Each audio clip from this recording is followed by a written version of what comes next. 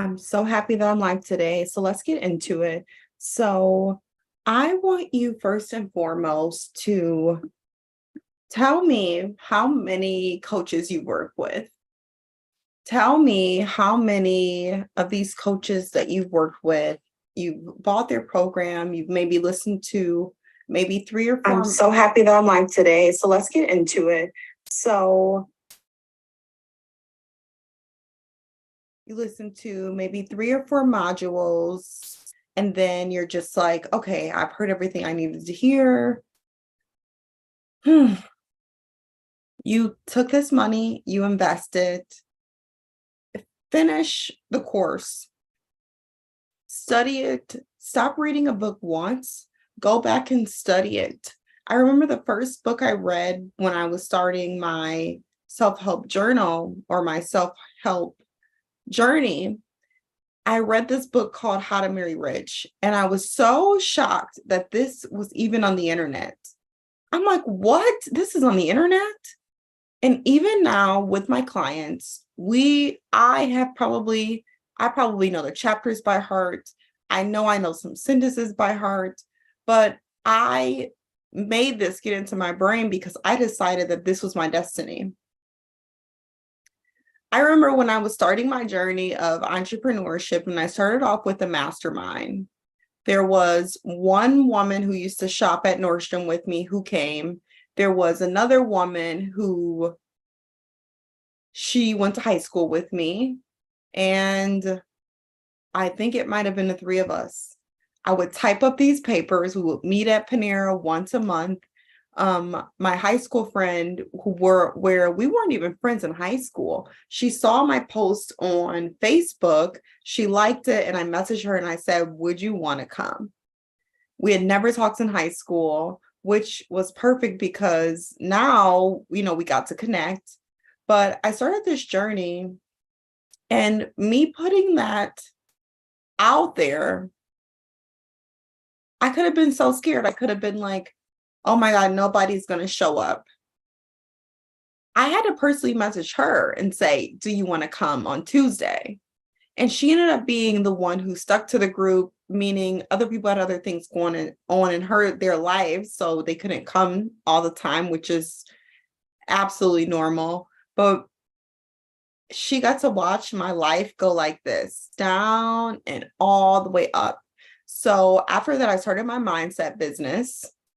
And then I would show up on Instagram, not really knowing how to collect money, but I knew there was something about me that I was just like someone's personal hype man. But I always had this deep desire for relationship books. So I had this deep desire to learn everything about relationships, figure relationships out. I was really good at connecting with people. I remember going to California with one of my old friends. We went to California. We met up with her friend who I did not know. And her friend had these group of people, and I connected, and they didn't look like me. And I connected with every single person. I connected with everyone there, and I had left my friend. I was with them. It was super safe. We were out in Vegas. Like, does that even sound safe? But we were super safe, and we connected, and I always knew that I was this people person. I always knew that I enjoyed talking to people. I enjoy learning what people do. I saw this Instagram viral thing on like only like Black people get asked, what do they do for a living? Well, I'm the type of person that I'm going to ask Black. I'm going to ask every single race, all of our counterparts. I'm going to ask that question. So I knew I was outspoken, and I had this thing inside of me. And what I'm trying to say is, when you're getting into relationships, you're meeting a man, a lot of us forget who we are. A lot of us forget what we want. Your husband, your boyfriend is not your only sugar daddy. God is also your sugar daddy. He's been telling you what to do in your life for so long, but you haven't been listening. You've been starting the courses, you've been reading the books, you have to stick to something. Starting and stopping. And I can speak to this because that's what I was known for as well. But before you meet the man, you already know who you are. So let's say on your mental, you're mapping out something mental, you're visualizing something mental, right? You're visualizing the life that you want for yourself. You know, is there a dream neighborhood you want to live in? Okay, who are you? For me, I'm outspoken. I love meeting people. I love talking with people. I light up a room. People are like, is Kenice coming? Like they're always asking if I'm coming. Either they're annoyed with me or they're like, is she coming? And with that being said, when I first started showing up for myself, when I made that post that said, who wants to be in this mastermind? I didn't care what people said.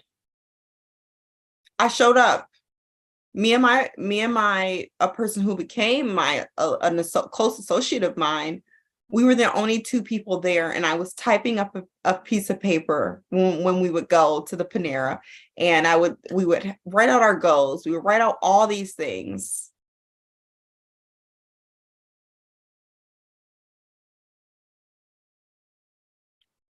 But the more we get people's opinions on what we should be doing, the more we make no action. So let's say you're with you're dating and you're like, well, I don't want to tell my friends that I want to be married. I don't want to tell my friends that I want this BMW. I don't want to tell my friends. If you got to stop caring what people think. When I wanted to get married and I made the decision, I got to be honest. I didn't even tell the person who I talked to on the phone. I talked to them on the phone every single day during that season.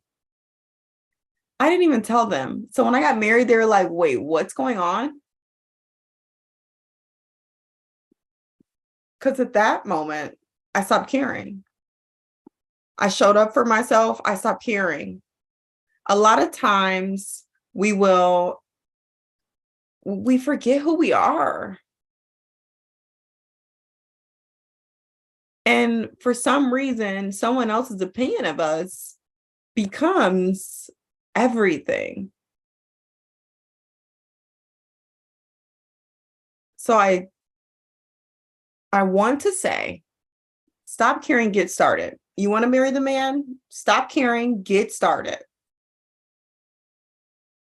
I don't care if everyone in your family has been divorced. Break the generational curse. Break every chain, as the song says. I don't care if you think you're not pretty enough, if you think your size, obviously you want to be in good shape, but oh, well, if you're not, get out there, be confident. And let's talk about a business. You want to get started. If you see these people online who show up for themselves every single day, if you see a Starbucks, they're open every single day. Chick-fil-A is the only one that has that sedity attitude, and it's like, I'm off on Sundays. But all these other sellers, all these other creators, they're selling stuff you don't need. My mom owns a laundromat, right? And whenever I go there, out of the vending machine, I get this red pop. Now, we all know inside of red pop, there's a special dye called red 40. Guess what? I still buy the pop. I still get the pop of the vending machine. People are selling things that we don't even need.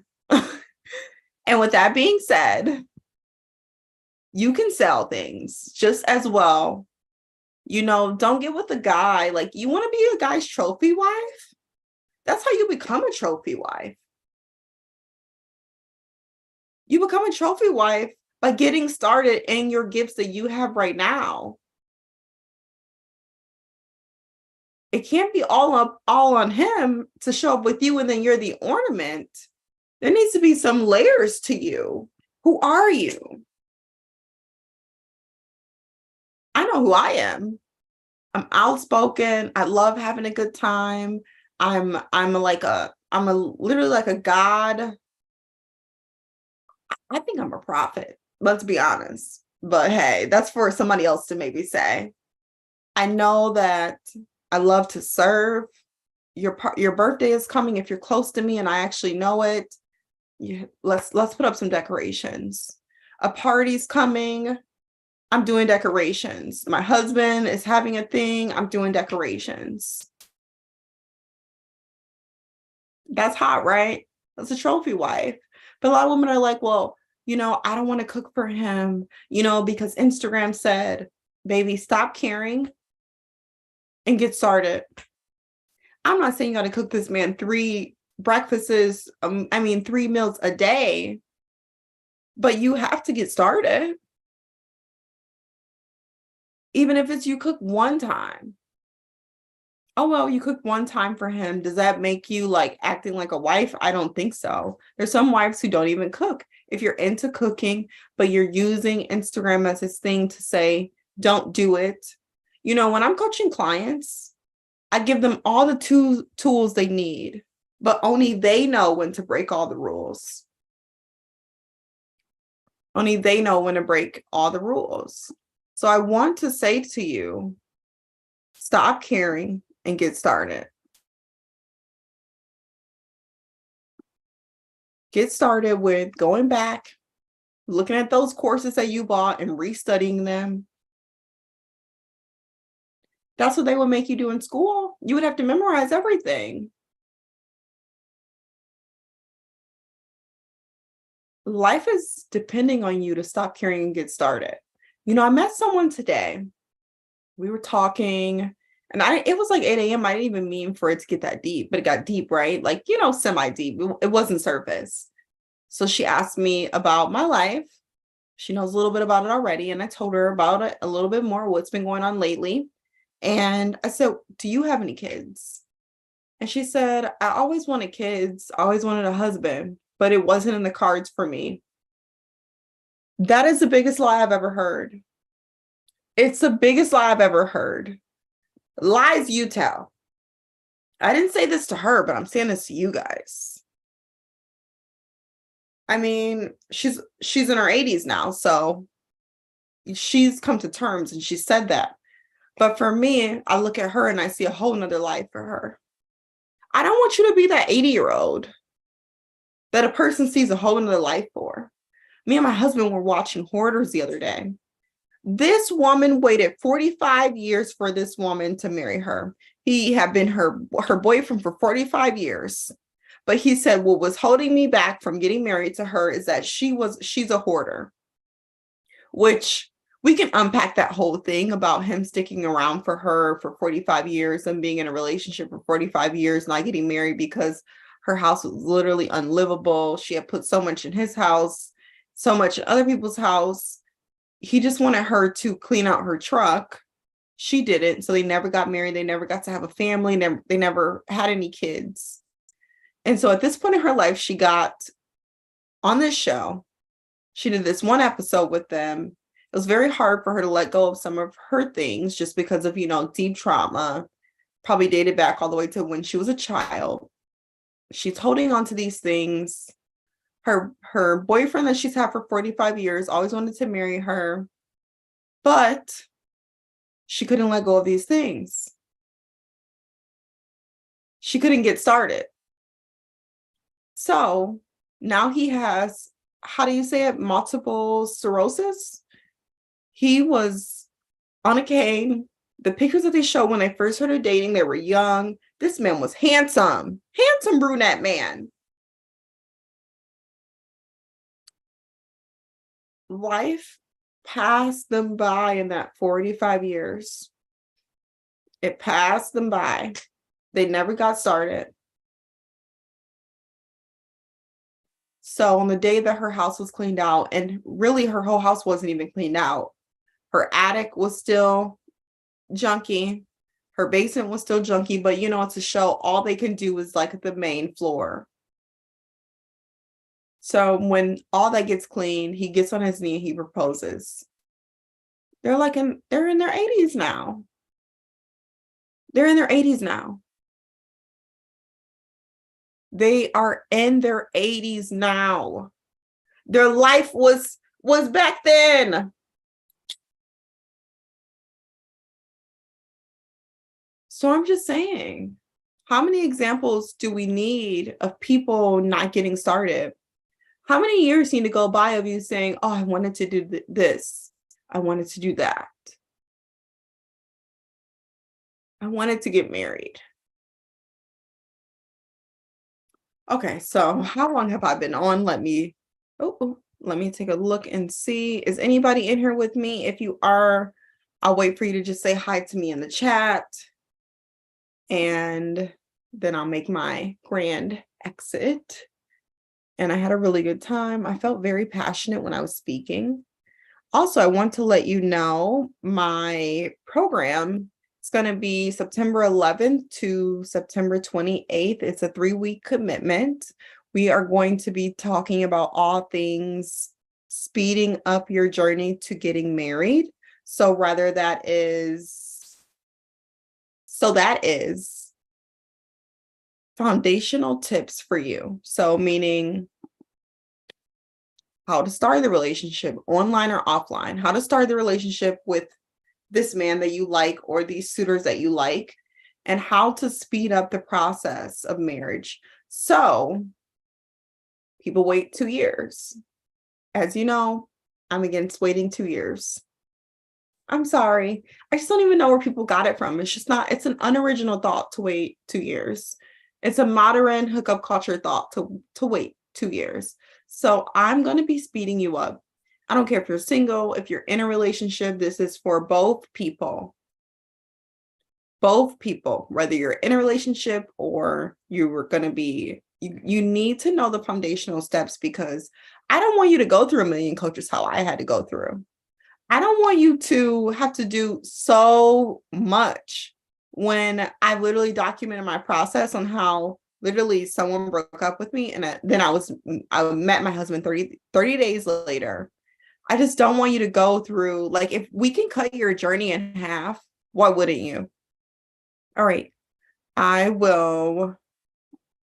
posted it on Instagram, but I'm going to figure out if I can post it here and see a couple of people watching me, but no one's in the chat. So I'm going to make my grand exit. I enjoyed talking to you guys. Thank you for showing up for yourself. And hopefully I see you in the latest program called Speed. It's going to be very, very fun. And I just lost my picture from where I am at. Oh, I'm down here.